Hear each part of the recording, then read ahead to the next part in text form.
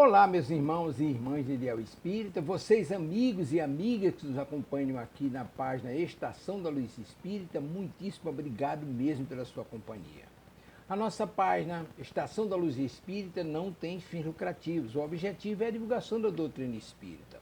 E é por isso que nós reunimos aqui esta sede de matérias espíritas para que possa atender às suas necessidades, estudo, lazer, pesquisa. Você encontra aqui na nossa página Estação da Luz Espírita os livros da codificação, obras suplementares, entrevistas, palestras e os programas da Web Rádio Estação da Luz de Natal e Web Rádio Cristo Consolador de São Paulo. Ou seja, um acervo que atenda às suas necessidades, sem fins lucrativos. O objetivo é a divulgação da doutrina espírita. E agora eu convido você para nos acompanhar na reprodução de mais esse trabalho imperdível. Muito obrigado mesmo pela sua companhia e vamos juntos!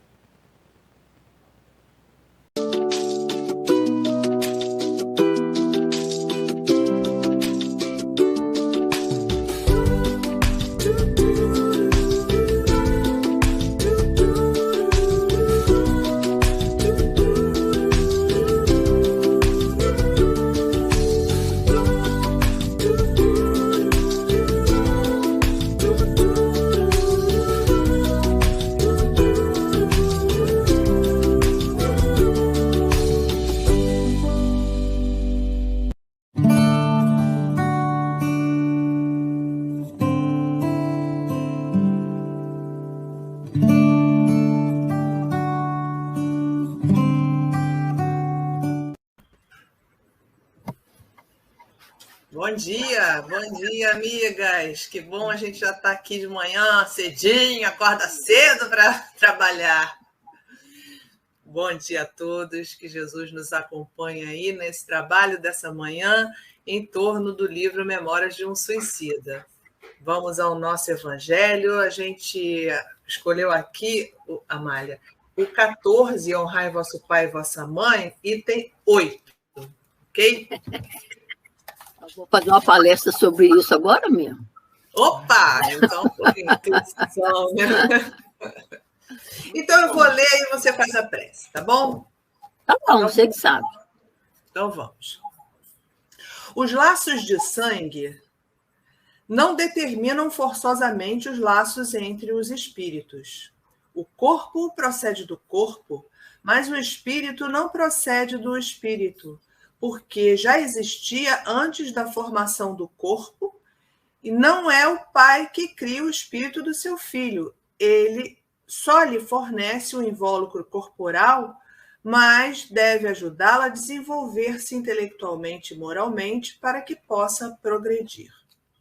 Os espíritos que encarnam na mesma família, principalmente como parentes próximos, são, na maioria das vezes, espíritos que se simpatizam, unidos por relações anteriores, que se traduzem pela afeição que nutrem reciprocamente na vida terrestre.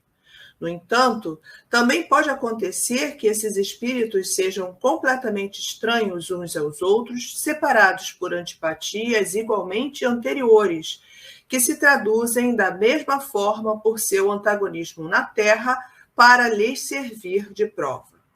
Os verdadeiros laços de família não são, por conseguinte, os fixados pela consanguinidade, mas os firmados pela simpatia e pela comunhão de pensamentos que unem os espíritos antes, durante e após sua encarnação, de onde se segue que dois seres nascidos de pais diferentes podem ser mais irmãos pelo espírito do que se o fossem pelo sangue.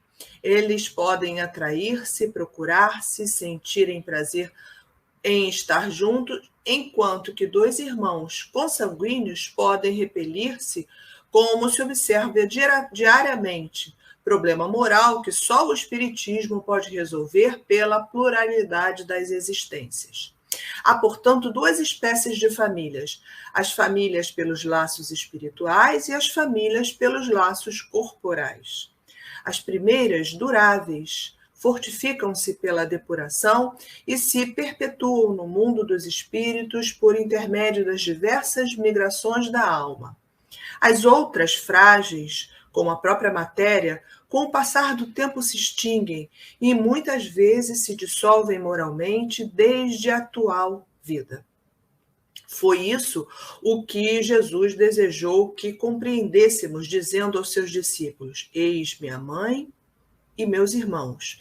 Isto é, minha família pelos laços do Espírito, porquanto todo aquele que faz a vontade do Pai que está no céu, esse é meu irmão, minha irmã e minha mãe. A hostilidade que de seus irmãos é claramente expressa pela narração de Marcos, pois que eles, como afirma o evangelista, pretendiam apoderar-se de Jesus sobre o pretexto de que ele havia perdido o espírito. Ao ser avisado da chegada de sua família e conhecendo o sentimento deles a seu respeito, era natural que ele dissesse, referindo aos seus discípulos sob o ponto de vista espiritual: eis os meus verdadeiros irmãos. Sua mãe encontrava-se com eles, e Jesus generaliza o seu ensinamento, o que não significa de maneira alguma que ele tenha pretendido dizer que sua mãe, segundo o corpo, não lhe dera nada como espírito, e que ela que por ela só sentia indiferença. Sua conduta, em outras circunstâncias, provou suficientemente o contrário. Graças a Deus. Tá fechado, querida.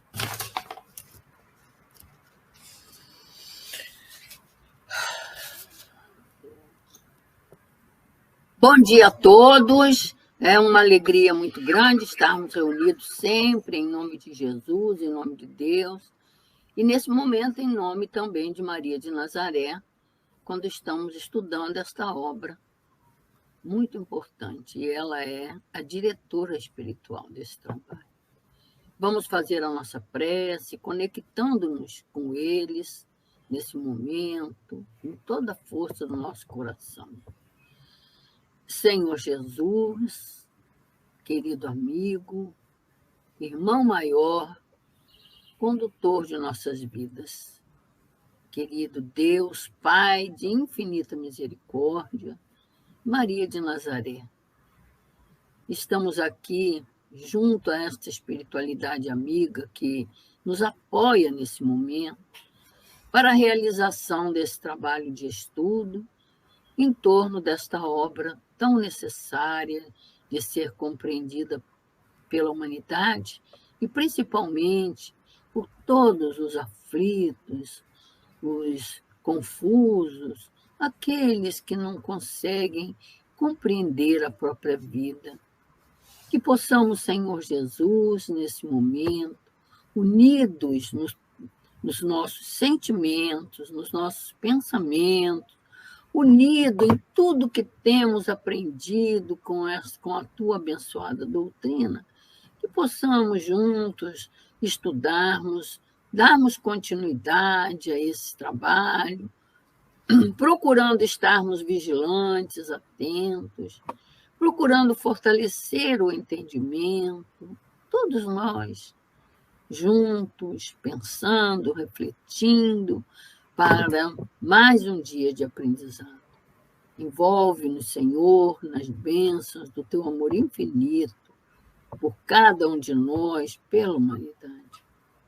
Envolve-nos, Senhor, junto a esses benfeitores de todas as casas aqui representadas, da Web Estação da Luz, que nos proporciona esse momento de trabalho, das nossas casas espíritas, e também, Senhor, dos nossos lares, envolvendo-nos a todos na força do teu amor, permitindo-nos assim, Senhor, que possa ser em teu nome, em nome de Maria de Nazaré, em nome dos benfeitores espirituais que nos acolhem, mas, sobretudo, em nome de Deus, que possamos, da nossa parte, considerar iniciado o trabalho desta manhã de quarta-feira. Graças a Deus. A Helena chegou. Oi! Desculpa aí. Vamos lá. Bom dia para todos, né? Tá tudo bem, Rosângela? Isso aí. Então, vamos iniciar o nosso estudo, né? Do livro do Memória de Suicida. A leitura vai ter, se não tiver o slide, a gente pode começar a leitura. Temos sim. Tá.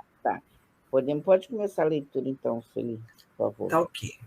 É só para a gente lembrar que a gente está conversando aqui, o Camilo está conversando com Roberto de Canalejas, e Roberto de Canalejas deu uma atenção especial, Camilo está se candidatando a escritor, né? Então a gente parou assim na semana passada, e então a gente vai dar continuidade à conversa entre os dois. Vamos lá. Minha vida, prezado amigo, ou antes, minhas vidas através das migrações terrenas em que tenho experimentado as lides do progresso relatadas que fossem, com efeito aos seus leitores, oferecer-lhes-ia lições que não seria de rejeitar. A vida de qualquer homem ou de qualquer espírito é sempre fértil de sequências elucidadoras, romances instrutivos, que arrebata porque reflete a luta da humanidade contra si própria através de longa jornada em busca do porto florido e áureo da redenção. Poderá colher sua observação aqui mesmo, pois, na estreiteza desse asilo, há bons temas educativos para transmitir aos humanos por via mediúnica. Mas estou capacitado a adverti-lo de que as mais decepcionantes dificuldades avolumar-se-ão, enfrentando os seus louváveis desejos, ainda porque todos os entraves surgem diante de um suicida, pois colocou-se ele em situação anormal que afetou até a mais insignificante fibra da sua organização psíquica, assim como o seu destino. No entanto, as suas nobres intenções, sua perseverança, o amor ao trabalho, o anseio pelo bem e o belo poderão operar milagres, e estou certo de que seus futuros mestres e guias educadores orientá-lo-ão a esse respeito. É um relato e tanto, né?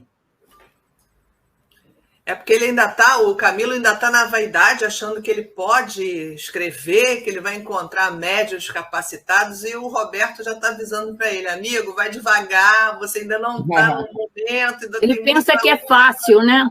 Ele pensa que é fácil. Porque é só você transmitir. Arruma um médium e transmite, a gente pode escrever. Né? E encantado com a história do Roberto. Mas aí o Roberto está mostrando para ele que não é fácil assim, né? Não é tão simples. Na verdade, é isso que acontece, né? Com tudo que a gente vai fazer, né? No mundo das ideias... Acaba esses relatos aí, né? Tão fora do contexto, às vezes, da doutrina. Né? Exatamente. Então, quando tudo é assim, quando você vai começar a fazer, a praticar, ou a pessoa fica pessimista demais, tudo que você...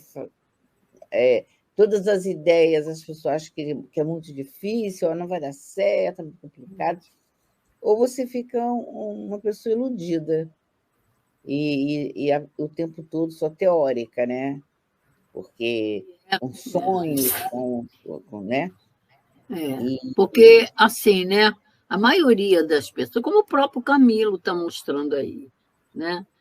Existe uma diferença de você inventar uma história e você relatar uma verdade, uma história real. Como diz a dona Ivone, né, nas suas obras. O romance espírita, segundo o Dr. Bezerra de Menezes, ele é comparado às parábolas de Jesus. Por quê? Porque são histórias de vida, situações da vida. Né? Então, ela até diz assim, nós não precisamos inventar personagens, barões, reis, essas coisas, a gente não precisa inventar. Eles mesmos vêm relatar as suas histórias. E como o Roberto disse no finalzinho do 75, né? o nosso anexo, o Roberto está dizendo para ele, são pouquíssimos os médiuns que têm a capacidade para fazer isso, né? Na Verdade. Terra. Pouquíssimos. É verdade. Então a gente vamos seguindo aí, Rosângela. E como é que a gente pode estar contextualizando toda essa passagem, por favor? Vamos sim. Está me ouvindo? A Rita ligou. Está ouvindo? Então, sim. Eu estou com um problema aqui, Helena, que eu não estou enxergando a barra, então eu não consigo ativar ou desativar meu som, nada meu. Então tem que me ajudar com isso, tá? Mas está com voz boa, tá? Está com som bom. Tá bom. Quando vocês estavam falando, eu estava me lembrando do céu e inferno, né? Daqueles relatos que tem, inclusive de suicidas lá atrás, que é riquíssimo, bem variado, várias diferentes colocações dos espíritos, né? Mostrando que assim, a diversidade de coisas que existem que vieram, né? Porque estavam num momento muito importante de fortalecimento dos conceitos para que a gente hoje tivesse como estudar. Mas, continuando aqui, a gente tem aí a pergunta 115 do Livro dos Espíritos, que é uma pergunta que vale muito a pena a gente pensar, para a gente não achar que Deus já criou alguns bons e já criou outros maus. Então, isso aí já é assim? Não. A pergunta de Kardec foi... Não vou ter domínio sobre esse eco. Não está dando eco, é isso? Mas deixa eu ver de onde é. Pode ser que não seja o seu. Eu vou ligar. Continua para ver. Está me ouvindo? Está me ouvindo? Então, estamos te ouvindo, sim. Desculpa, gente, mas eu não sei como mexer nisso aqui para não ficar incomodando toda hora que está me ouvindo, desculpa. Mas vamos lá. Então, a pergunta de Kardec foi a seguinte. Diante dos espíritos, falando sobre a progressão, ou seja, ali de crescimento, de progresso dos espíritos, né?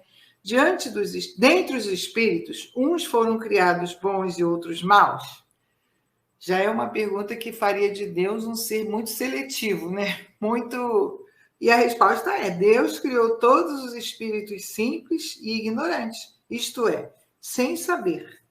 Deu a cada um deles uma missão com o objetivo de esclarecê-lo e fazê-lo chegar progressivamente à perfeição pelo conhecimento da verdade e para aproximá-los dele. A felicidade eterna e sem mescla está para eles nessa perfeição. Os espíritos adquirem provas com submissão e chegam mais prontamente ao objetivo que lhes está destinado. Outros só os suportam murmurando e assim permanecem, por sua culpa, afastados da perfeição e da felicidade prometida. Então, aqui os espíritos são claros, explicando que Deus criou todos nós exatamente iguais, fomos criados iguais, e cada um de nós tem seu objetivo. No fundo, o nosso objetivo geral é o progresso, né?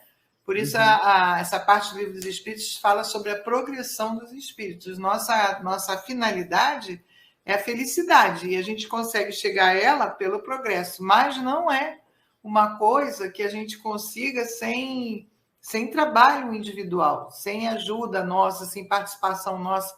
Não é automático, isso é uma conquista. E essa conquista é através das provas, das expiações, que são reflexos das nossas vidas. Então, cada um de nós precisa ser o protagonista, como diz Leon Denis, de nossa própria evolução, de nossa própria felicidade. Isso mesmo. Hein, Sueli? Aí a gente segue aí com a Sueli em relação a esse texto de Camilo, para ver como é que a gente pode estar entendendo isso, né, Sueli? O Camilo está falando exatamente quer dizer, está pedindo, né, para falar, e ele coloca aqui no começo, né? Minha vida, prezado amigo, o Eduardo. A Lesa que está falando. Minhas vidas através de migrações terrenas. Então, a gente já sabe que ele tá dando uma instrução importante. A gente tem reencarnação. Então, a pergunta seria, a 120, já que a gente tem várias encarnações com oportunidades, será que esses espíritos precisam passar pela fieira do mal E o Livro dos Espíritos nos dá essa resposta. Não precisa passar pela fieira do mal, mas da ignorância. Por quê? Porque, pela pergunta que a gente já viu anteriormente, todos os espíritos são criados simples e ignorantes. Mas é ignorante de não conhecer. Não conhece ainda, porque ele vai passar pelas diversas transmigrações, as diversas encarnações. Nessas escolhas do livre-arbítrio, pelas suas escolhas, ele vai acelerando mais ou sendo mais lento, né? E por isso a gente tem o fato das questões da pluralidade das existências, que reafirma essa proposição aqui do Roberto, na questão 166, que vai nos perguntar assim, 166, como a alma que não atingiu a perfeição durante a vida corporal pode terminar de depurar-se? Já sabemos, experimentando uma nova prova, uma nova existência. E ali a gente vai fazendo, como Leon Denis nos propõe, um movimento ascendente, mas em espiral, porque a gente retorna muitas vezes às nossas dificuldades, às nossas falhas, e aí a gente vai sempre ascendendo na escala evolutiva, nunca retrograda, porém, muitas vezes a gente repete aqueles erros, e por isso acontece aqui o suicídio, não é? Ele vem de outras encarnações, inclusive Roberto mesmo foi um que também caiu também no suicídio. Então, ele passou diversas encarnações e as escolhas dependem muito para você subir nessa escala evolutiva. Na 166A, o Kardec pergunta como a alma realizar essa nova existência? Será por sua transformação como espírito? E a resposta dos espíritos, a alma, depurando-se, experimenta certamente uma transformação, mas para isso é necessário uma nova vida corporal, que é o objetivo da encarnação, a gente chegar na perfeição, não é isso? Então, esse que é o objetivo da encarnação, nós já sabemos, está na questão 132, a gente chegar na perfeição e também melhorar todo o orbe, não é só nós, toda a sociedade vai ter essa melhoria, né? Verdade. Então, a gente vai seguindo aí nesse relato dele, quando ele vem trazendo, né, a vida de qualquer homem ou de qualquer espírito é sempre fértil de sequências elucidadoras, romances instrutivos que arrebata qualquer reflete a luta da humanidade contra si própria.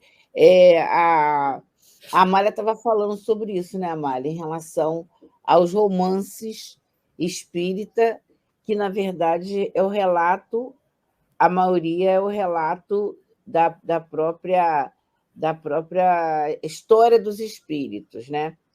E se, na verdade, a pessoa não acreditar na vida eterna, as coisas sempre ficam muito sem conexão. Então, quando o relato dos romances espírita eles começam a aparecer, ele vem mostrando justamente isso, essa pluralidade da existência, né? E existe quando ele diz aqui, né? Procurais aquele que vive entre os mortos e eles não estão aqui. Ressuscitou. Uma passagem de Lucas, que é justamente relatando, trazendo para a gente essa ideia, que é o texto de hoje, da imortalidade da alma, né? Fala aí para a gente, Amália, sobre isso. Então, a gente fez aqui a comparação dos romances, né? Isso. Então, quando o Roberto está dizendo para ele, né? Minhas vidas, então ele já mostra aí o princípio de que não se vive uma única vida, se vive várias vidas, né? Aí que trouxe todo esse objetivo da encarnação, todo esse contexto que só a doutrina espírita vem explicar. E com relação ao romance espírita e romance comum, né? Qual é a diferença? No romance comum, pode ir, a história vai lá caminhando, caminhando, caminhando. Quando para chegar no final, eles arranjam lá dá um arranjo lá, porque eles querem que acabe bem as coisas, né? E aí arruma lá uma situação, né? E dá um fim na história. No romance espírita, não é assim. Por quê? Considerando a pluralidade das existências, o que eu estou vivendo hoje é sequência e consequência do que eu vivi ontem, é a continuidade, não é? Não preciso cortar e dar um arranjo para tudo dar certo. Na verdade, nem sempre vai terminar bem, porque eu vou continuar, né? Então, eu vou responder pelas consequências. Então, na outra existência, eu vou dar continuidade àquela situação, né? Por isso que ele diz que a vida de um homem, considerando as muitas vidas, tem muita lição, muita lição. Todos nós temos. Nós nem nos conhecemos, né, como espírito. Por quê? Porque não prestamos atenção na nossa vida. Por isso a gente joga por conta do acaso, da justiça ou injustiça divina. Tudo isso que a doutrina espírita vem nos convidar a conhecer a pluralidade das existências. Então, por isso ele diz, né, que aqui no relato, no contexto doutrinário, sem a pré-existência e a sobrevivência da alma e o processo do retorno, não tem como você entender essas situações, porque você fica jogando por conta do acaso, ou que você é um preferido de Deus, ou que você é um condenado, não é? Tudo mentalidade humana. E aí a gente tem essa fantástica bagagem, né, da doutrina espírita, que vem nos convidar a estender a nossa visão à pré-existência e à sobrevivência, e dar importância ao hoje. Né? Nós temos passado, temos futuro, mas temos que prestar atenção no hoje. Pessoal, a Rita chegou, eu já estava vendo ali a pergunta e é muito importante passar a palavra aqui para a Rita, que eu sei que ela vai falar sobre Bom dia isso. a todos. Bom dia a todos. Temos aqui uma pergunta que chegou de Santa Catarina. É do Klaus Schumacher Freitas, Paquetá, Brusque, Santa Catarina. E o Klaus quer saber o seguinte de vocês. Foi falado da dificuldade de escrever livros espíritas. Quais são as principais? Reside mais nos médiuns? Também pode ser nos espíritos? Essas dificuldades. Explique melhor. Vou começar por mim, mas todo mundo vai dar o seu parecer, vamos dizer assim. Começando pelo próprio Memória. Quando o Fernando de Lacerda é um médium com muita potência, dado o mecanismo mediúnico, ele já estava acostumado a se comunicar com o Camilo, e ele se comunicava com outros médiuns, tanto outros espíritos, outros comunicantes. Ele era médium de outros comunicantes, tanto que ele tem uma série de livros, principalmente aquele No País da Luz, mas ele não teve condições de receber o Memória de Suicida. E lá é explicado por quê. O que estava faltando nele para que ele trouxesse, para que ele se candidatava a isso. Então, o livro espírita, o romance espírita, está falando do romance espírita, né? O romance espírita, ele tem uma série, ele tem uma série de... Ele é um projeto divino para trazer as ideias da doutrina espírita, o romance espírita. Então, o médium ele tem que ter muita consciência dessa tarefa dele. Tá? Além dele ter a possibilidade de realmente dessa comunicação, seja através da psicografia, ou como a própria Ivone Pereira recebeu Memória de Suicida, que ela ia no local, ela via, ela presenciava aquelas cenas, ela ia e escrevia. Então, parte grande parte foi feita dessa forma, com ela com a emancipação da alma. Óbvio que também deve ter sido muita outra parte também da própria psicografia. Mas o principal é o entendimento do próprio médium, a capacidade do médium de devoção, de engajamento, de fidelidade à ideia e de adesão ao objetivo que é o romance espírita. Tá? É lógico que eu não esgotei, porque a equipe toda vai estar respondendo isso. É muito importante essa pergunta do Freitas, né, em relação ao romance espírita. Ô, Rosângela, você também traz o teu raciocínio em relação a essa dificuldade que existe de trazer o romance espírita. Você falou já coisas que eu já achei aqui, como é que eu liberei a ferramenta aqui, já entendi. Ah, tá. E assim, você falou coisas importantes, que é a adesão do médium, a compreensão do médium, a responsabilidade do médium, isso é fundamental. E o espírito está em condições de fazer isso, porque é muito sério. O romance espírita, principalmente no início do estudo da doutrina, ele nos ajuda demais a compreender esse mecanismo da reencarnação. Essas histórias frequentes ajuda demais. Então, tem que estar de novo dando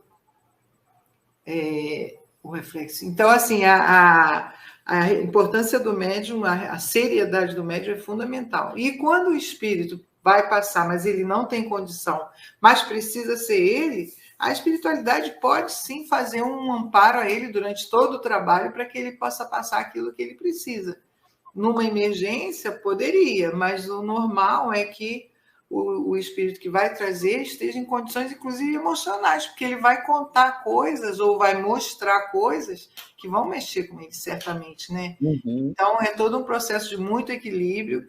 E quem me ensinou no início a ler, o primeiro livro que eu ganhei foi um romance da Cidinha, que foi O Cristo Espera por Ti, maravilhoso. E eu entendi muito lendo romances, no início, principalmente, todo esse mecanismo, essa linha da nossa vida, que não é uma coisa estanque, eu não tenho uma vida agora, outra vida, não. Tudo se encadeia, como falou a Mari ainda agora, é uma continuidade, não tem...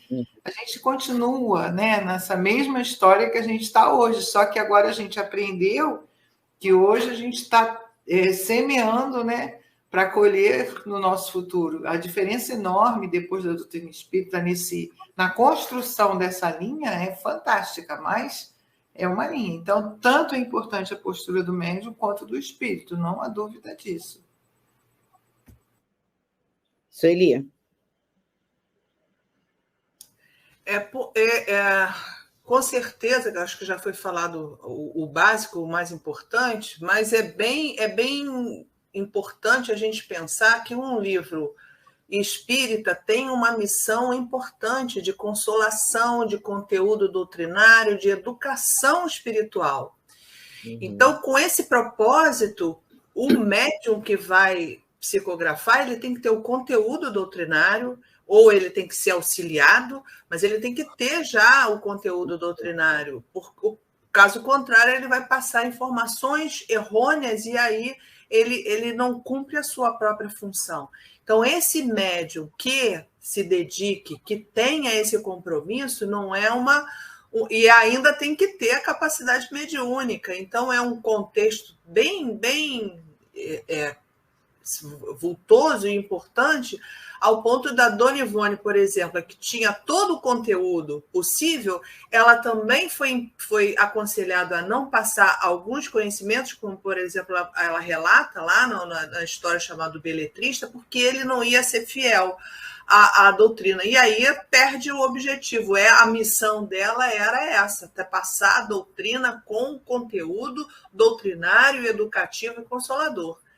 E ele não iria. Então, não basta ser médium, ele precisa ter essa missão que é o propósito de um livro espírita. Né? Amália.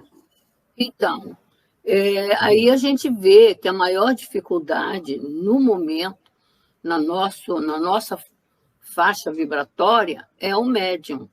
né? Uhum. Por quê? Como disse Roberto Canaleja no texto anterior que a gente estudou, não é fácil. Ele disse lá, de início deverá esclarecer que não existe muitos médiuns dispostos a tão melindroso gênero de tarefa.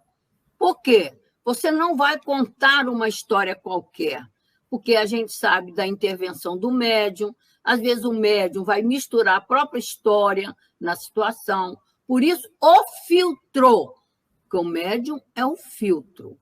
Então, para que um bom espírito superior possa trazer as verdades, mesmo através de um romance, né?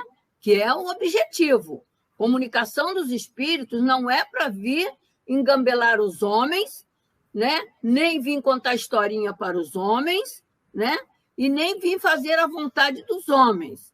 Os relatos, como disse Bezerra de Menezes com relação ao ditado pela Dona Ivone, é como as parábolas de Jesus. São trazidos para ensinar, esclarecer.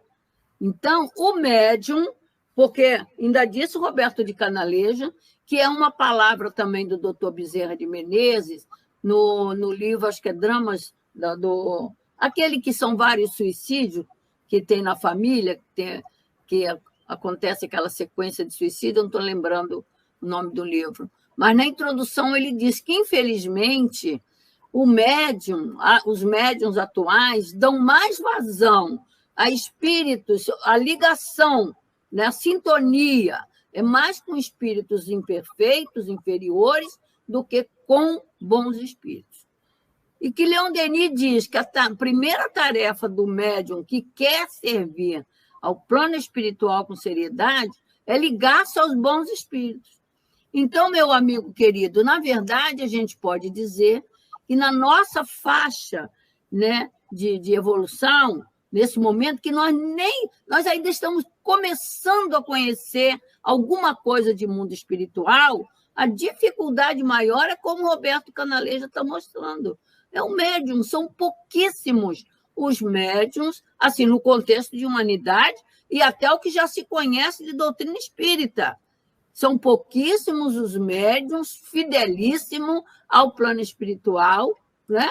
E vocês veem a seriedade deles, eles não fazem as coisas por conta deles, tem que passar por avaliações, né?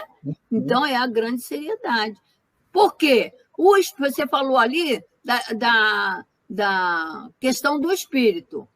Um espírito, para ele se aproximar do médium e vir trazer relatos que não são verdades ou confusos, né? Ele vai sintonizar com o médium, ele vai buscar a bagagem do médium. Por exemplo, meu filho, só para você ter uma ideia, uma vez nós pegamos um romance, foi enviado para a nossa casa para ser avaliado, para poder ser vendido, que é o objetivo, né? Aí a gente já vê que tipo do médium escreveu aquele romance. E quem mandou editar também o interesse do encarnado. Queria vender o livro. O conteúdo do livro tinha palavrões, tinha cenas, né, escandalosas. Um bom espírito, um espírito elevado, ele jamais fará isso. De mediano para cima, jamais esse espírito vai trazer relatos para escandalizar, entendeu? Então, o espírito tinha lá palavrões no livro. E quando foi avaliado, veja só da onde que saiu essa história, se é que tinha um espírito, por que o espírito falou isso? Porque, na verdade, não é, a gente vê bem que é aquela intervenção do médium. Porque quando ele cobrou a avaliação, porque ele queria vender o livro, ele achava que era uma sumidade, e foi colocado, meu filho, meu senhor, o seu livro, que o senhor está dizendo que é espírita, tem palavrões, tem palavras, né? Tem cenas que não condiz nesse momento. Aí, sabe qual foi a resposta dele? Ah, meu filho, o espiritismo precisa progredir. Desde quando a criatura progride falando palavrões, usando termos, né? Que é aquele que Jesus não é o que entra pela boca que macula o homem, é o que sai. Então, ele botando para fora essas palavras, não precisa ser palavrão, não, mas palavras que ferem, que ofendem, né? Que colocam o outro infeliz. Jamais um bom espírito fará isso, a não ser que o médium distorça a palavra dele. Ou então, o primeiro obstáculo é o médium. Falta de médium, como o Roberto mostra ali. E a dona Ivone também. Leia Devação do Invisível. Inclusive, meu filho, tem um capítulo falando só dos romances espíritas, tá? Vai ser muito bom para você. E o espírito, ele só vai se aproveitar do que a ferramenta está permitindo. Fala, Rita, desculpa. Eu já dou a palavra para a Rita, eu já te dou a palavra, Rita, que eu sei que você vai passar para outra pergunta. Ainda nessa, tem vários fatores, né? Como a Rosângela achou que já tinha esgotado, esse tema realmente não esgota, muita gente tem essa dúvida. Tem uma passagem num dos livros, eu acho que é o terceiro volume do País da Luz, onde um comunicante, que é um escritor português, ele dá uma bronca no Fernando de Lacerda, porque ele queria passar uma ideia de imortalidade, o tema era sobre imortalidade. E o Fernando de Lacerda, ele ficou assim, temeroso em passar aquele conceito. Aí o espírito, está lá no livro, o espírito fala para ele, você quer o quê? Você está querendo... não está querendo ser julgado? Você está com medo das críticas? Então, você não serve para mim como instrumento. Assim mesmo. Você aqui... Gente, é muito interessante, porque é isso que acontece. O médium, muitas vezes, ele fica temeroso em passar determinadas ideias. Vamos no próprio Memória. Olha a coragem da média de trazer aquelas revelações, que tem muita coisa ali que é revelação. Olha a coragem que ela teve. Será que Leon Denis iria aceitar formatar o livro com os conceitos doutrinários se a média não fosse fiel ao conceito do objetivo da obra? A gente volta ao Fernando de Lacerda, com mais potencialidade que ele tinha, ele não tinha segurança doutrinária, ele não tinha ainda aquela fé robusta que, independente das críticas, aí ele leva a bronca desse autor, desse escritor, que eu realmente estou esquecendo o nome de quem foi, mas isso foi um fato. Ele levou aquela bronca mostrando para ele que ele tinha que ser fiel à ideia, já que ele confiava naquele espírito, que aí é uma outra questão, como é que você vai passar, aceitar, trazer, psicografar um espírito se você não confia nele. Para arrematar o que eu estou falando, hoje em dia as pessoas cobram muito. Por que as casas espíritas parece que não tem mais médio de psicografia, mas só que tem sim. Só que nós estamos numa fase que essa tarefa ela está mais para consolar. Sabe aqueles receituários, aquelas pedidos de orientação que muitas casas fazem? Você pode ver que a maioria essa tarefa, ela é consolo. Ela não está mais com a necessidade de romances, mais é para consolar as pessoas. Essa tarefa é uma tarefa que cada vez vai crescer mais, porque o número de pessoas que necessita, a Rosângela, nesse particular, a Rosângela pode falar também, e como isso tem sido benéfico para a população que procura os centros. Concorda, Rosângela, com isso? Sim, com certeza. E se a gente observar, Helena, não só no trabalho daquele que busca diretamente através de um pedido de uma orientação, mas também da fala dos próprios espíritos na psicofonia e na psicografia. As mensagens são consoladoras e orientadoras. É uma fase de aprendizado, de crescimento nossa, né? E eu queria contar uma experiência baseada na fala da Amália, de que o espírito precisa controlar a sua fala, Meu irmão desencarnou muito novo. Na primeira comunicação dele, a Mária devia até estar lá em casa, porque foi um culto lá na casa dos meus pais, provavelmente você estava, Mária. E ele falou o seguinte: vocês devem estar estranhando meu linguajar, porque ele era jovem, ele era não falava assim, mas ele falava poucas gírias, né? E normalmente, como jovem, ele falou assim: mas é que o doutor Erma está controlando a minha fala. Não posso falar do jeito que eu quero. Nunca mais eu esqueci disso. Porque eu estava estranhando. Eu estava, está falando diferente. Eu estava estranhando porque eu também era jovem, né? Eu pensava, cadê aquele jovem? Já envelheceu? Eu fiquei toda. Aí ele falou: vocês podem estar estranhando minha fala, mas é que o doutor Erma está aqui controlando a minha forma de me expressar. Então, o espírito, quando ele trabalha com seriedade, ele tem cuidado, porque a doutrina espírita ela é fundamentalmente progressista. Como é que vai botar uma coisa que vai me prender em vibrações mais negativas, vai prender a minha mente em coisas fora do bom e do belo, como diz Leon Denis, né? Então, é para frente para o alto. Em qualquer situação, a doutrina espírita é para frente para o alto, né? Isso mesmo.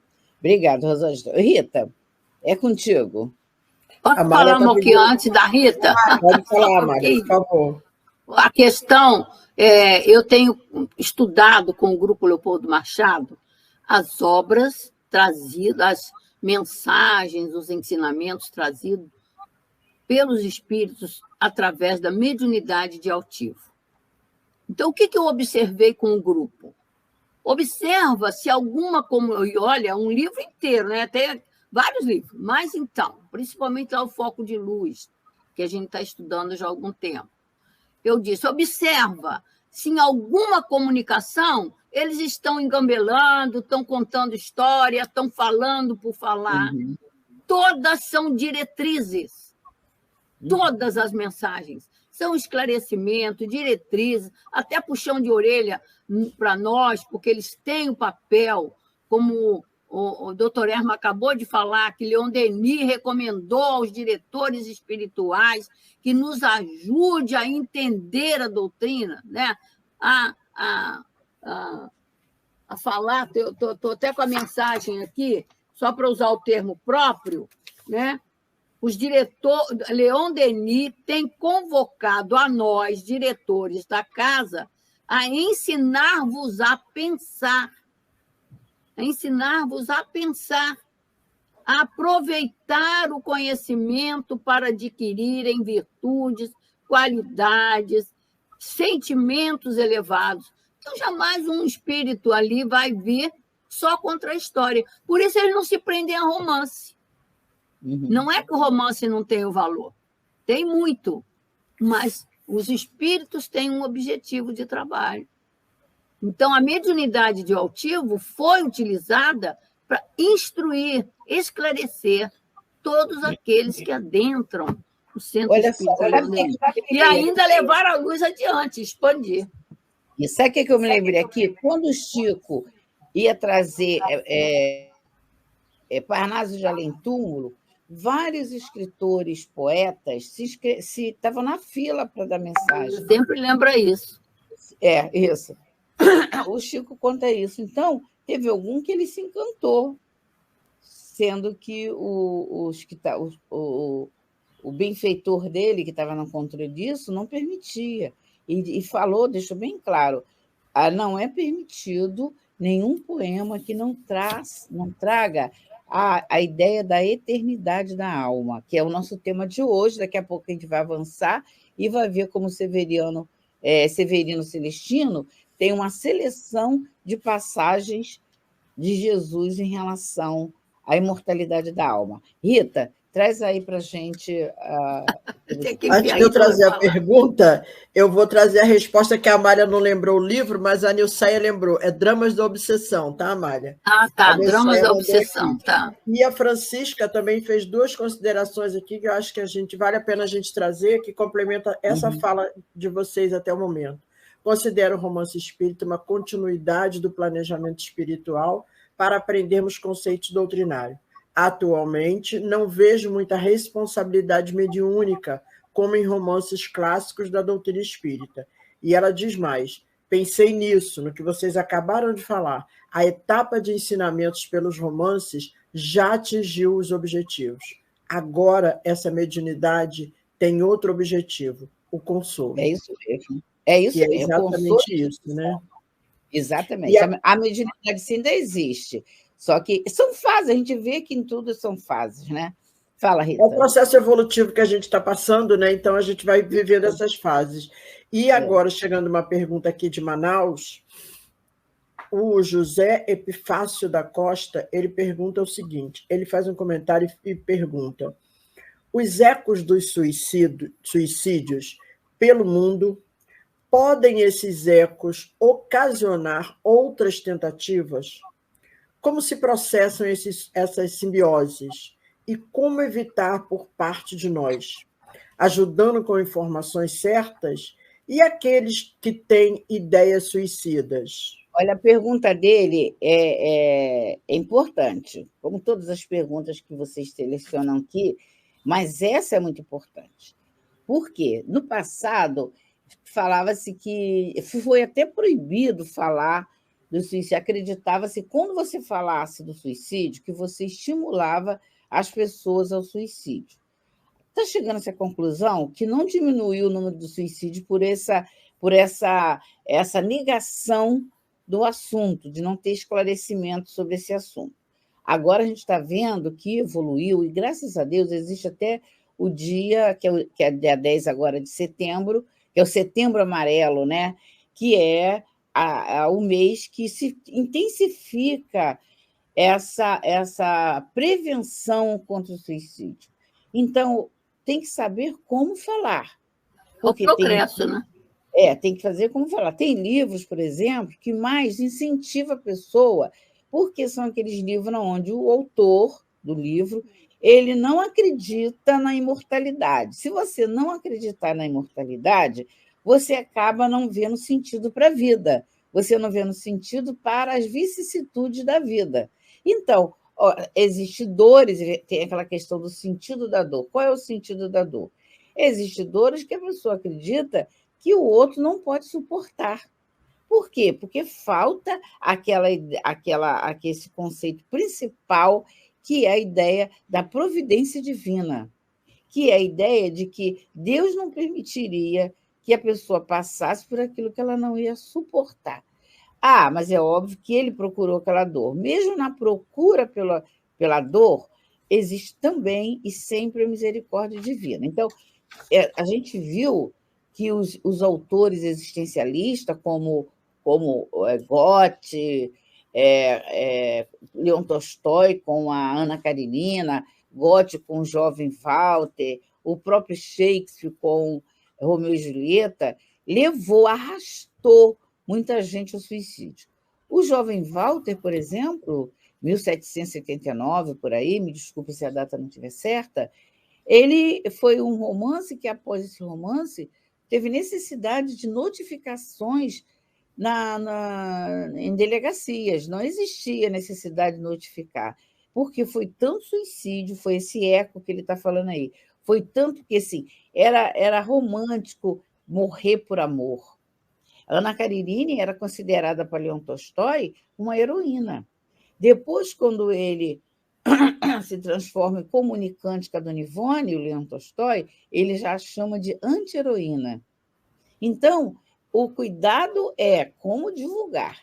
Por isso que, como nós estamos divulgando, contextualizando Memória de Suicida, na perspectiva espírita.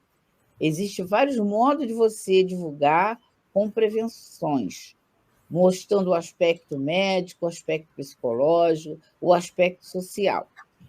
O livro Memória, a gente usa o livro Memória de Suicida para extrair, como a gente está fazendo aqui, extrair o que tem de espiritual, espírita, além de espiritualista, espírita, para mostrar.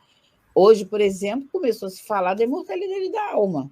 Essa é a tônica, porque aquele mesmo Camilo que queria, como autor que foi existencialista, no sentido do sentido da vida, qual é o sentido da vida, as obras dele, por exemplo, os personagens, com muita facilidade, Amor de Perdição, eu acho que 3 ou 4 personagens, pelas vicissitudes da vida, se mata. Então, ele, enquanto escritor, um gênio da literatura, ele mais incentivou o suicídio do que prevenção. E naquele momento que ele ainda não estava preparado para trazer o romance. Por isso que Roberto de Canaleja mostra a ele toda a dificuldade que ele terá para trazer esse romance.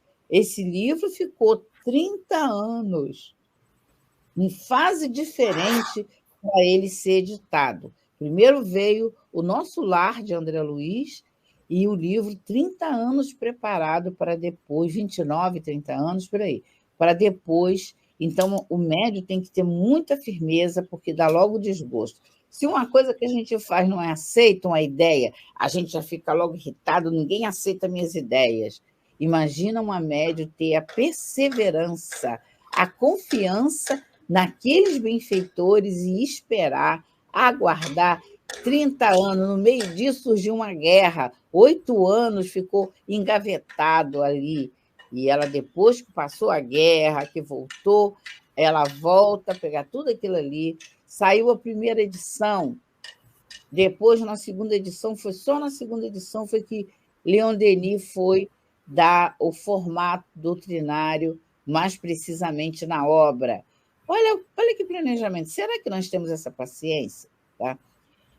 Se ninguém quiser mais... Eu queria só colocar uma coisa, Helena, de 2019, 2020, a explosão de suicídio em jovens. Sim. Porque era muita coisa na internet falando disso. A Júlia teve 3 amigas, 3, que se suicidaram. Uma era do Colégio da Valéria, outra era daqui de criança, né?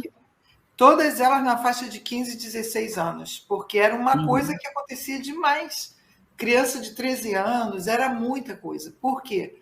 Era colocado aquilo ali como uma saída, e aqueles espíritos que certamente já tinham talvez alguma experiência, como a maioria de nós teve, né? Hoje a gente está numa outra situação, se encantaram. E aí começaram de uma forma muito mais severa você até usou o termo, Helena, agora me fugiu, não é combate, mas o trabalho de prevenção. Prevenção. Que a gente tem agora, está entrando no Setembro Amarelo. Mas aí chama atenção para o suicídio? Não. E o que o livro... Ao contrário, o que o nosso livro faz, porque existe a influência, existe, não há dúvida. O que o nosso livro faz é falar de vida, a gente fala isso toda hora, gente. A gente está vendo eles vivos aí dando depoimentos seríssimos, né? Sofridíssimos. A gente está vendo os espíritos no livro se colocando, querendo até trazer a experiência dele, Camilo, fazendo romances contrários ao que ele fazia, né? Falando da vida. Então, assim, isso é uma coisa muito séria, que ainda é muito séria, não tem faixa etária, é muito triste isso, mas faz parte também do processo, né? Da nossa evolução enquanto planeta, né? E a nossa contribuição, nós aqui, pelo menos, da doutrina espírita, é mostrar a vida sempre, né? Aí, como você, José Epifânio, é espírita, eu te recomendo ler Dramas da Obsessão, onde o doutor Bezerra vem relatar como numa família foi sendo uma sequência. E só a doutrina espírita vem explicar isso através das influências espirituais, de encarnado com desencarnado, desencarnado com encarnado.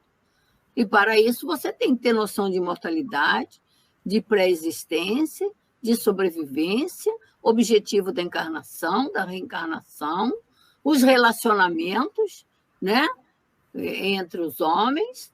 Por isso, Canaleja coloca lá a vida de um homem, as vidas de um homem tem muita coisa a se aprender, a se conhecer, mas é preciso estudar, conhecer, né? E para finalizar, o objetivo nosso desse estudo, por exemplo, contextualizando, trazendo os exemplos, vendo a parte doutrinária, é a forma melhor de aprender, porque a gente sabe que muitas pessoas não conseguem ler o livro direto, porque acaba desistindo, né? Entra no campo da impressionabilidade, do medo, não é? Então, por isso, esse trabalho que nós estamos realizando, sem medo de ser feliz e com a permissão da Helena, né? Nós estamos aqui fazendo um mínimo da nossa parte para ajudar a mentalidade das pessoas. Agora, as pessoas precisam buscar. Exatamente. Querer. Você sabe que existe, Kardec vem falando sobre essa questão que a Rosângela trouxe, desse aumento do suicídio em crianças e adolescentes. Na Revista Espírita de outubro de 1866, gravem isso. 1800 e caquerada. Outubro de 1866. Olha o que Kardec fala na Revista Espírita. Kardec diz que os suicídios se multiplicando em proporções nunca vistas, até entre as crianças, seria um dos sinais do final dos tempos.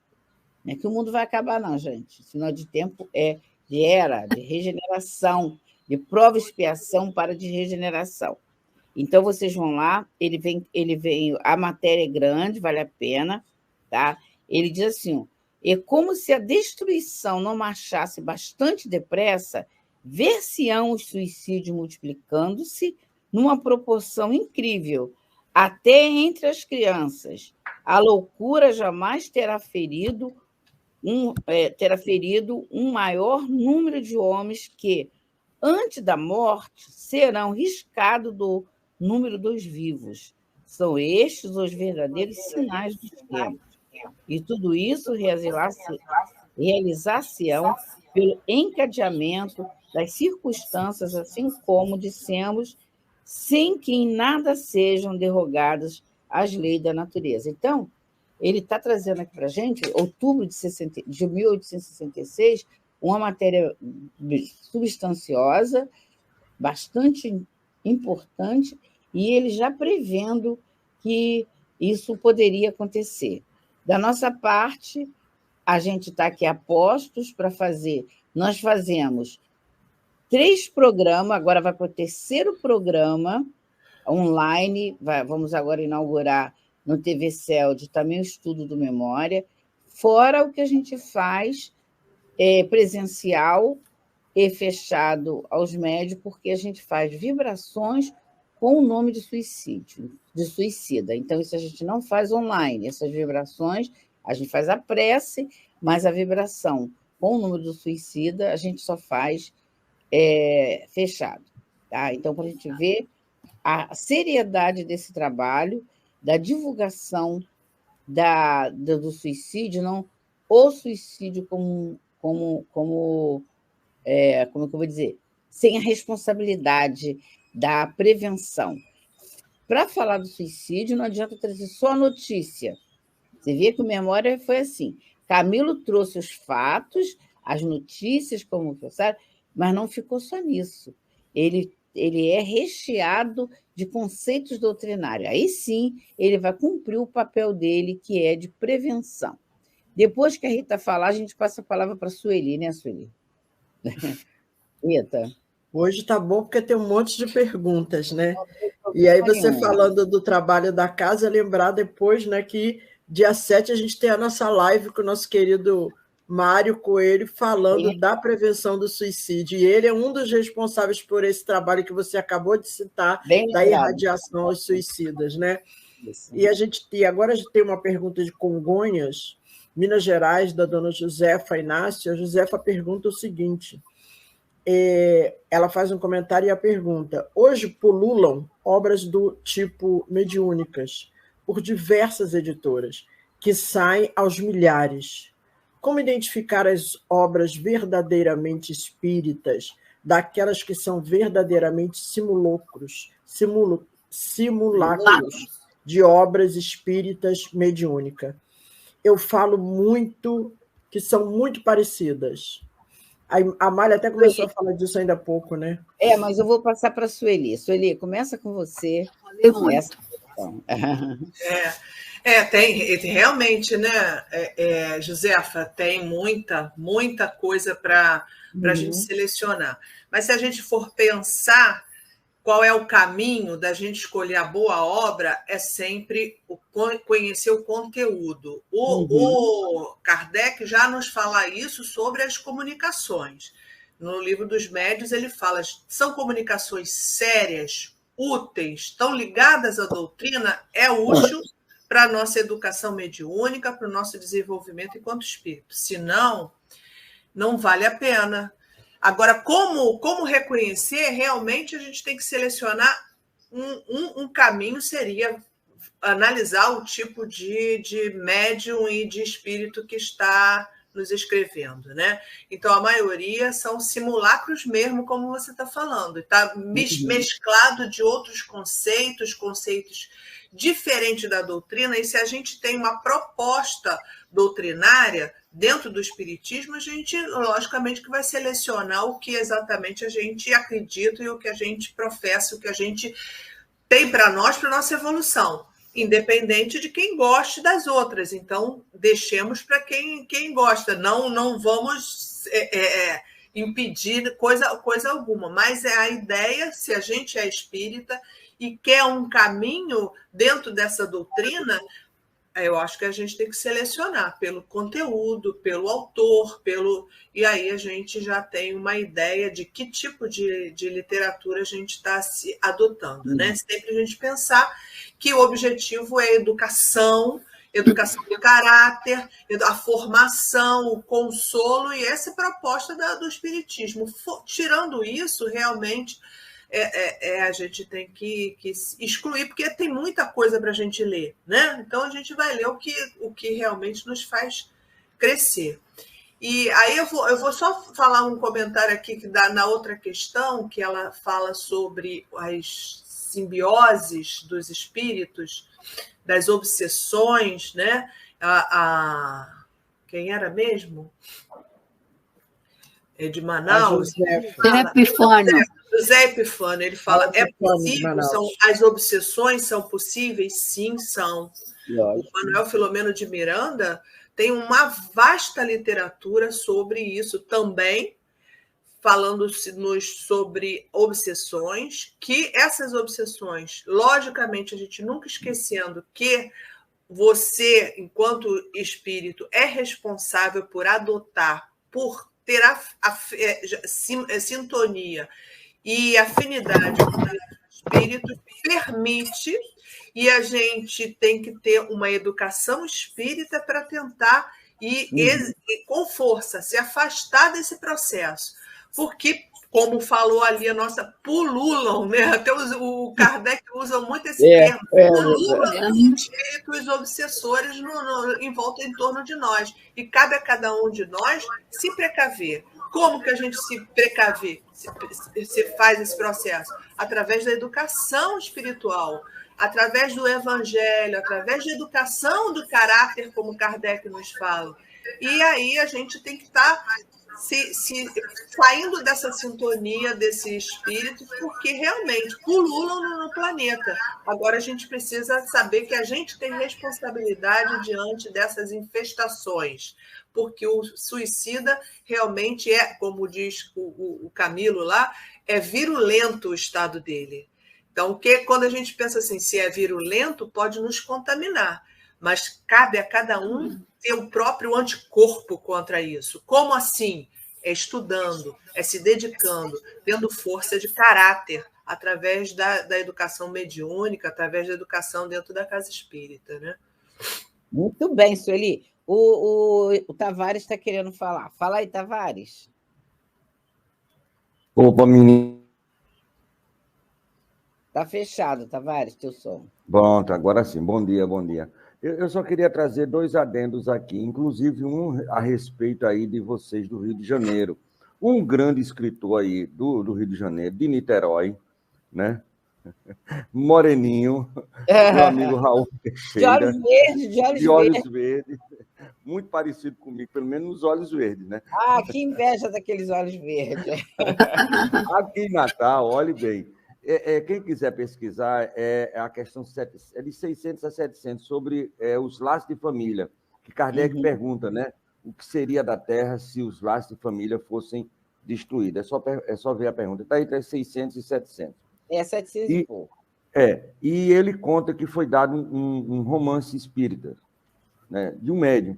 E ele começou a ler, e ele disse assim, parece que eu estou vendo, No meio do livro, mas no meio mesmo do livro, o cara traz a seguinte ideia. Olha só, Sueli, eu tenho um karma com você, né? E eu tomo você do Renato e passo 5 anos, porque meu karma é 5 anos com você. Aí depois disso eu vou me embora, porque eu cumpri o karma. Mas meu negócio agora é com Rita. Mais 2 anos com Rita. Eu passei 2 anos com Rita e vou me embora. E assim é. É sério? Não, aí ele diz que no meio do livro isso. O resto do livro, todo, olha, todo maravilhoso, doutrinário até o pescoço. Mas aí ele vai e diz, olha, isso aí é a ruptura dos laços de família. Está lá na questão... 73. Pronto. Então, olha bem, como é que é, muitas vezes, sucinto essa possibilidade. E você falou na Caririna que ela é heroína suicida. Nós temos um filósofo que eu tenho o maior carinho. Não, ela olha só, ela era heroína antes dele. Quando ele escreveu, ele tratava ela de heroína. Depois ele chamava ela de anti-heroína, tá? Só para esclarecer. Não, é isso. Então, olhe bem. Mas houve o suicídio de fato e direito. Esse filósofo francês, Jean-Marie Abot, o Voltaire, ele, quando voltou para o plano espiritual, ele percebeu que as ideias libertárias dele, do iluminismo, provocou, sem ele mandar, diversos abortos. Por causa da ideia libertária. Então, isso causou nele um frisson muito grande. Isso é muito interessante o que você está falando. Porque ele não deu a ideia, mas a pessoa julgou, isso aqui eu acho que, porque como eu tenho liberdade, eu posso fazer isso. E ele se sentiu responsável. E olha, ficou um peso na consciência dele muito grande. E foi preciso muito trabalho, um espírito de alta hierarquia, pelo menos na parte intelectual, para reverter esse quadro. Então, para termos uma ideia das questões... E eu falei de um livro que é espírita, que é o do Raul, que disse que era espírita, e de outro, do Voltaire, que não tem nada a ver, no bom sentido da palavra, com espiritismo, certo? Mas com ideias libertárias. Então, seria essa a nossa contribuição. E aí, completando o que você fala, Tavares, exatamente por isso que Tolstói, como ele se conscientizou de que ele teve um aspecto muito negativo com essa literatura dele, de Ana Karenina, ele prejudicou muitos jovens, eles trabalham com a Dona Ivone com muito afinco contra a ideia do suicida. Sim, então, tem, junto com ela, livros que vão trabalhar exatamente essa ideia para ele resgatar esse erro, que foi um erro que ele entendeu que prejudicou enormemente na ideia, colocando essa ideia suicida nos jovens. Isso mesmo. Ressurreição e vida. Fantástico. Exato. Também. Fala, Rita. Tem uma pergunta aqui direto para você, Helena, que a Patrícia Trotti quer saber o seguinte: e quando começará o estudo de memória de suicida pela TV CELD? Tu falou, agora tu responde. Eu já falei, esta pergunta é para você, Helena de Fátima. Breve, muito breve, tá? Aguarde, Patrícia. Nós estamos na semana agora que vai iniciar da Bienal do Livro Espírita, no CELD. Vai ter a Bienal aqui no Rio Centro, no Rio de Janeiro, e nós, na Casa Espírita, Centro Espírita Leon Denis, estamos fazendo a nossa Bienal. É Bienal do Livro Espírita. Fazer a propaganda já, daqui a pouco. Daqui a pouco a Rita vai fazer. Então, vai envolver muita coisa, tal, e a gente vai deixar para inaugurar assim que passar ainda nesse mês do Setembro Amarelo, estaremos inaugurando esse mesmo estudo que a gente faz junto com a Milena lá, com um grupo lá da Itália, do grupo de Leco, Centro Espírita Allan Kardec de Leco, junto aqui com Tavares, que nós também fazemos. Agora a gente vai também lá na TV CELD. Breve, que esse breve é mês agora de setembro, tá? Pode aguardar. E aí, Helena, me permita, interessante esse trabalho, né, da equipe com relação ao estudo do livro Memórias do Suicida, é a parte que nos cabe aí nessa divulgação, né, de estar na prevenção ao suicídio, quando a gente traz todo esse estudo aprofundado.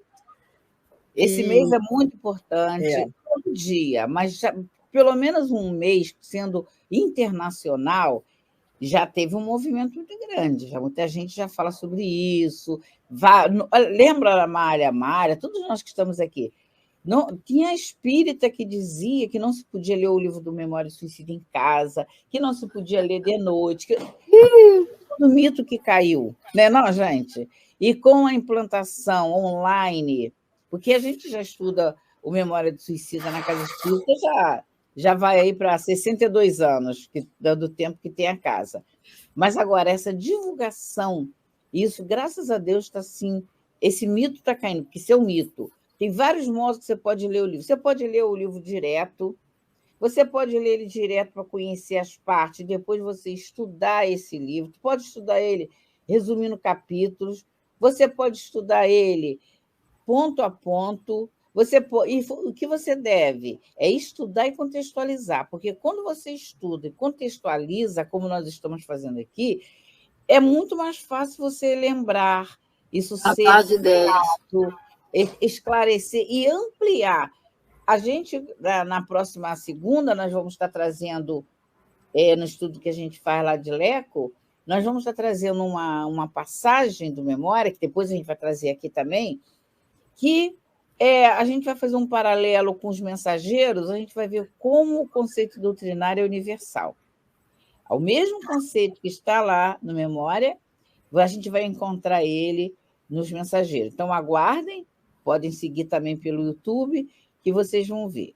Então, isso... E uma coisa muito importante que a doutrina nos ensina é que a gente pode orar pelo suicida, e deve. Sim, lógico. Né? Porque era uma coisa que era proibidíssimo, né? Outra coisa. Antigamente era proibido. Pelas religiões tradicionais era proibido. E muito espírita, eu conheci muito espírita que dizia isso. Eu falei, bom, isso não é o que a doutrina espírita ensina. Tá? Então, a gente, não é o que se ensina.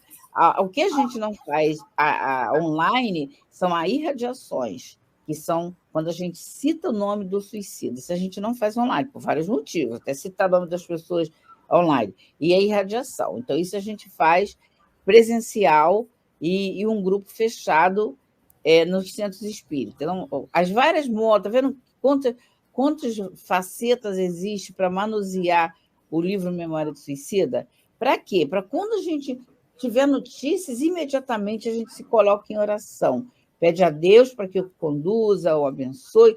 Não vai fazer vibração para ele, mas vai pedir a Deus para que o conduza imediatamente. No passado, a gente achava aquilo ali, inclusive, ele é corajoso. Eu já ouvi várias pessoas falar, nossa, que coragem. Para a gente não é uma coragem. A gente vê de outra forma, outra visão que a gente tem. É um dever de amor, né, Helena?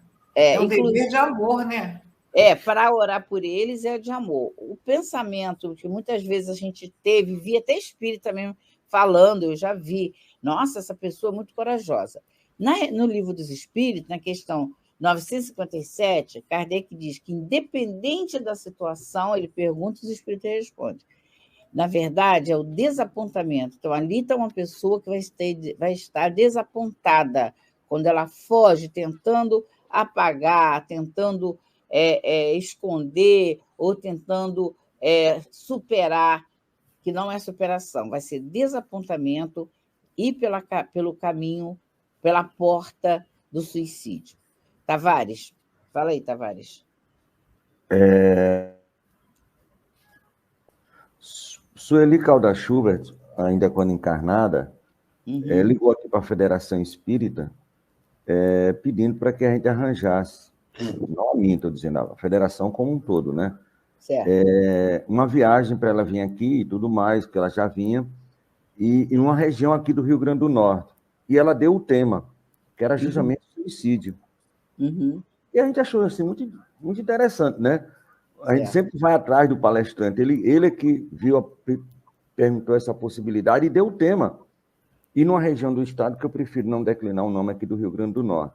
Porque na casa espírita dela foi detectado, e realmente depois veio perceber, depois disso, tem mais de 15 anos, muitos suicídios disfarçados. Os indiretos.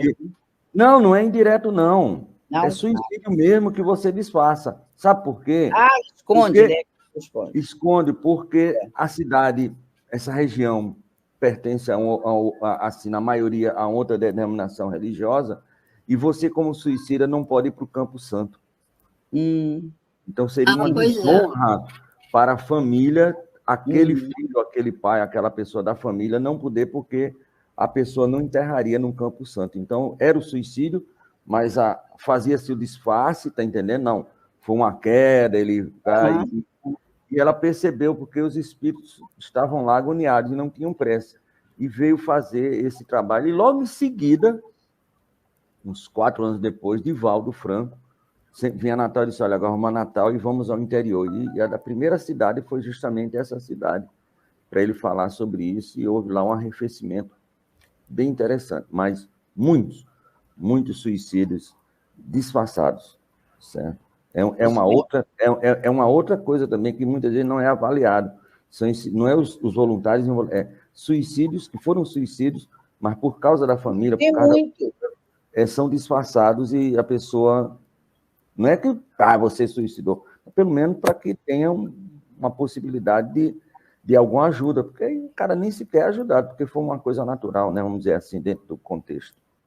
Isso aí acontece, Berço, quando a Organização Mundial da Saúde vem trazendo lá as estatísticas, a gente sabe que nessas estatísticas elas não são reais, por quê? Por causa dos que são, como você está usando a palavra, disfarçados. São disfarçados mesmo, né? Não estou achando outro nome. Para que as famílias não saibam, camuflados, para que as pessoas não saibam, nem todos são relatados como suicídio. Eu conheço várias situações que a pessoa fala, a gente sabe que foi suicídio, mas está lá no óbito outra questão. Gente, eu acho que está na nossa hora, a gente vai marcar isso, Elis. Mas tem uma outra pergunta aqui ao vivo. Antes da pergunta. A Francisca está trazendo aqui para Tavares e Amália, eu já vou incluir a Helena também nessa pergunta. Tavares, Amália e Helena. Já que se falou em família, há como fazer um programa sobre família na visão espírita? Vocês eu não vou nem falar. Quem fala já tem na nossa casa. Aqui na TV Celd, aonde vocês quiserem. Pode ser na TV Celd, de repente, lá mais para frente. E aqui, ouviu, Francisco? E aqui na Web Rádio, se você quiser, ele começa amanhã. A apresentação. Na hora, você vai assumir, hein, Francisco? Tavares parece filhote de altivo, Deus me livre. Filhote de altivo. Você entendeu? Tavares é filhote de altivo. Altivo contaminou esse homem, meu Deus do céu. O programa já existe, o programa no papel, né? De todas as aulas. É só a gente botar em prática. Vamos amadurecer a ideia, né, Amália? Vamos amadurecer a ideia. Amadurecem. Vamos amadurecer. Já que a Helena disse que a gente está fechando, né? Semana que vem a gente está de volta. Aí a gente já aproveita e faz o convite para vocês, para a partir do nosso próximo sábado, agora, aqui no Celd, no Rio de Janeiro, nós temos um convite para vocês. Convidamos você para a 3ª Bienal do Livro Espírita, de 2 a 9 de setembro, no Centro Espírita Leon Denis, Rio de Janeiro. Na Sala Deolinda Amorim, teremos a venda de livros com muitas promoções e autógrafos.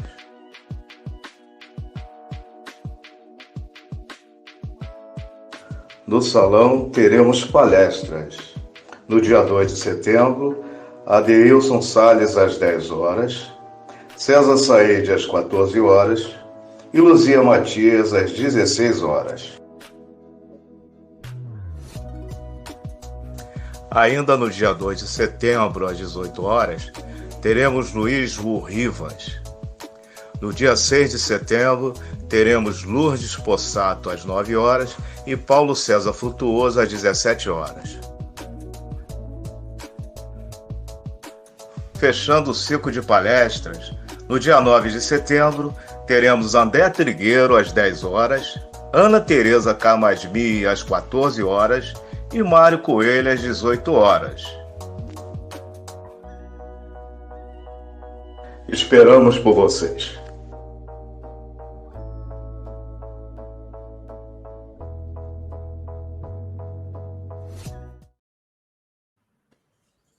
Muito bom, convite para todos nós. Nossa, vai ser uma Todos alegria. nós, né, que estamos aqui no Rio de Janeiro, não percam a nossa Bienal Espírita do CELD, que inicia junto com a Bienal de Livros aqui do Rio de Janeiro, que está acontecendo no Rio de Janeiro. Muito bem. Então, nós marcamos aqui, ó, Sueli, nós paramos aqui na Severino, né? do Severino, desculpa. Que a gente ia falar aqui, né? É importante a Os gente dois. para isso, que a gente vai continuar com esse assunto, tá, gente? Então, gravem aí, tá? Na próxima semana estaremos dando continuidade a esse mesmo tema. E agora resta a nossa prece. Quer orar para a gente, Rosângela, por favor? O cachorro está latindo a beça aqui, ó. Ah, tá bom. Mas pode orar com o cachorro latindo. Pode orar. Não para de latir, acho que vai atrapalhar. Tá bom. Então, Sueli, ora aí para a gente, por favor. Tá, ele agora está danado. Então, vamos orar, colocando, então, na nossa tela mental esse meigo Rabi, nosso mestre, nosso guia e modelo, Jesus. Obrigada, Mestre Jesus. Mais uma manhã com prazer, com alegria e a certeza de seu acompanhamento na nossa vida, nos intuindo, nos impulsionando sempre ao bom e ao belo. Obrigada, Mãe Maria, por esse banho de luz, por ter deixado seu perfume de paz e de amor marcado nos nossos corações, a certeza da vida futura e a necessidade de implementarmos agora e já o nosso futuro, sabedores de que teremos outras oportunidades, mas nessa aqui, agora, que a gente possa fazer o melhor, fazer o bem, trabalhar no bem e que a gente possa sempre ser merecedores e honrar esse magnífico trabalho do plano espiritual, velando por cada um de nós. Agradecemos muito a Maria por esse trabalho tão vultoso no mundo espiritual, resgatando esses espíritos que saem da vida através do suicídio, auxiliando a todos que têm ideias suicidas, auxiliando cada um de nós, sofredores do planeta ainda aqui onde nos arrastamos.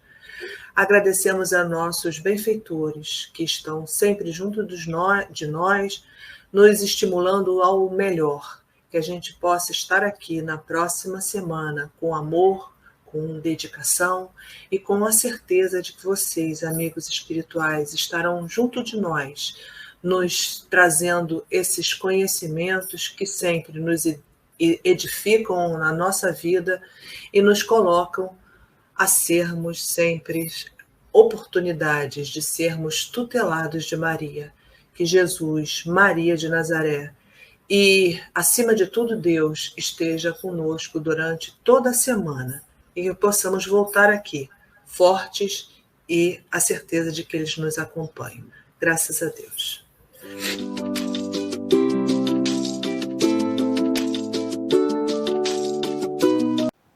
Chegamos ao final da nossa atividade. Muitíssimo obrigado mesmo pela sua companhia e espero você no próximo evento.